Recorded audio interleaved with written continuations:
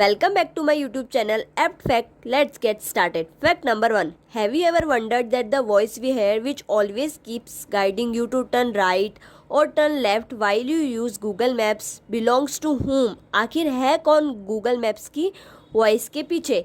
Screen पर आप जिस लेडी की इमेज देख रहे हैं इनका नाम है Karen Jacobson. Karen GPS girl के नाम से फेमस है।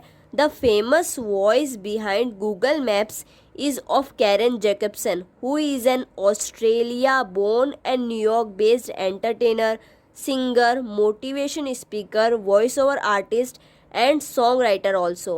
एप्पल में सीरी में भी वॉइस असिस्टेंट के रूप में कैरन जैकबसन की आवाज़ सुनाई देती है। Fact number 2 is going to be very mysterious. Let's get into it. क्या आपको पता है आज से 67 साल पहले जापान के टोक्यो एयरपोर्ट पर एक ऐसी रहस्यमयी घटना घटी थी जो आज भी एक अनसुलझी पहेली की तरह है। ये घटना जुलाई 1954 की है। एक यूरोपीय विमान टोक्यो के हैनेडा हवाई अड्डे पर लैंड हुआ। प्लेन में सवार सभी यात्री जब नीचे उतरे और चेकआउट काउंटर की तरफ गए तो according to terms and conditions वहाँ बैठे ऑफिसर सभी पैसेंजर्स के पासपोर्ट चेक कर रहे थे। तभी उन्हें एक ऐसा पैसेंजर मिला जिसके पासपोर्ट को देखकर सभी ऑफिसर्स हैरान रह गए। आखिर क्या था उस पासपोर्ट में, जानते हैं। इमिग्रेशन ऑफिसर्स जब उसका पासपोर्ट देखते हैं तो पाते हैं कि जिस कंट्री का नाम उस पासपोर्ट पर लिखा है उसका नाम तो उन्होंने पहले कभी नहीं सुना। उनके अकॉर्डिंग उसका पासपोर्ट तो ऑथेंटिक था, पर जिस देश टोरेट से उसे इशू किया गया था उस नाम का कोई देश रियलिटी में पूरे वर्ल्ड में कहीं भी एग्जिस्ट ही नहीं करता है। ऑफिसर्स को वो पैसेंजर सस्पिशियस लगा।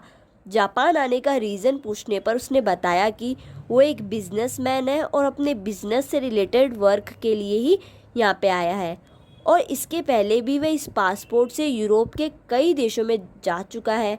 उसके पासपोर्ट पर अन्य देशों के जो स्टैम्प्स लगे थे वो बिल्कुल असली थे।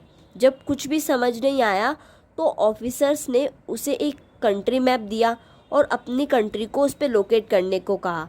उसने मैप पर जो जगह बताई वो फ्रांस और स्पेन के बीच थी, जो कि वास्तव में एक राज्य था जिसे प्रिंसिपलिटी ऑफ अंडोरा के नाम से जाना जाता है। लेकिन उस व्यक्ति को ये समझ नहीं आ रहा था कि यहाँ टोरेट की जगह अंडोरा क्यों लिखा हुआ है। इन्वेस्टिगेशन ऑफिसर्स को लगा कि ये शायद कोई शातिर क्रिमिनल है जो अपनी पहचान छुपा रहा है और यहाँ किसी घटना को अंजाम देने के लिए आया है। इसके बाद ऑफिसर्स ने उसका सारा सामान जब्त कर लिया और पुलिस की कड़ी निगरानी में उसे एक होटल के कमरे में बंद कर दिया गया। नेक्स्ट डे जब कमरे का दरवाज़ा खोला गया तो पुलिस यह देखकर एस्टोनिश हो गई कि कमरे में तो कोई नहीं है, जबकि बाहर पुलिस का कड़ा पहरा था और कमरे की सभी विंडोज़ भी सील थी। एयरपोर्ट पर उसका जो पासपोर्ट, वीज़ा और अन्य कागजात जब्त किए गए थे वो सब भी गायब थे। सोशल मीडिया पर इस इंसिडेंट से रिलेटेड बहुत सी स्टोरीज़ है और बहुत से आर्टिकल्स भी पब्लिश है। कोई कहता है कि वो रहस्यमय शख्स दूसरी दुनिया से आया था, तो कोई कहता है कि टाइम मशीन के थ्रू बाय मिस्टेक वो आ गया और जब उसने देखा कि उसका राज खुलने वाला है तो वो कहीं गायब हो गया। Expert said that he came from a parallel universe. अब ये सच है या झूठ ये तो कोई नहीं जानता, लेकिन इस रहस्यमय घटना पर कई किताबें ज़रूर लिखी जा चुकी है, जिनमें से एक है डायरेक्टरी ऑफ पॉसिबिलिटीज़।